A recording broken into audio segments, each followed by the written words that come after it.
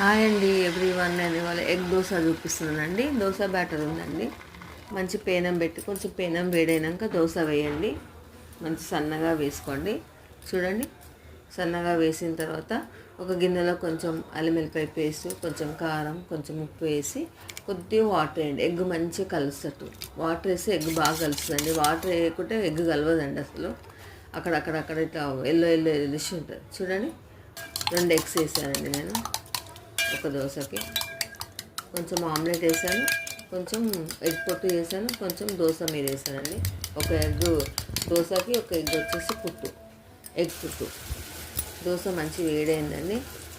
దోశ పైన ఎగ్ మనం మంచి కలిపి పెట్టుకున్నాం కదండి, అది పోసేసేయండి. పైకి ఆయిల్ వేయండి. డైరెక్ట్ అందరు ఎగ్ పలగొట్టేస్తారండి, అది అంతా అట్లా ఎగ్ స్మెల్ వస్తుందండి. ఇట్లా ఉప్పు కారం అన్నీ వేసి మంచిగా వేసేసుకోండి. చూడండి, అంత స్ప్రెడ్ చేసేయండి ఎగ్గులు అంతా మెల్లమెల్లగా, అంత దగ్గరకు వచ్చేస్తుంది. చూడండి, అంత బాగా వస్తుంది. తినడానికి టేస్ట్ చాలా బాగుందని వేసుకున్న వాళ్ళు ఆనియన్ వేసుకోండి, కొత్తిమీర వేసుకోండి, అన్నీ వేసుకోండి, చాలా టేస్ట్ ఉంటుంది. కానీ డైరెక్ట్ అట్లా ఎగ్ పలగొట్టేస్తే అందులో ఉప్పు కారం లేకుంటే ఆల్రెడీ పిండి చప్పగా ఉంటుంది. ఎగ్ కూడా అట్లా వేస్తే చప్పగా ఉంటుంది. అందుకని ఇలా ఒకసారి ట్రై చేసి చూడండి, చాలా బాగుంటుందండి. మా ఇంట్లో అందరు ఫిదా అయిపోయారండి ఎగ్ దోశకి. చూడండి, ఎంత మంచి కలర్ఫుల్గా వచ్చింది, ఎంత బాగా వచ్చింది ఎగ్ దోశ. తినడానికి కూడా మంచి నోట్లో నీళ్ళు వచ్చేసినాయి తింటూ ఉంటే.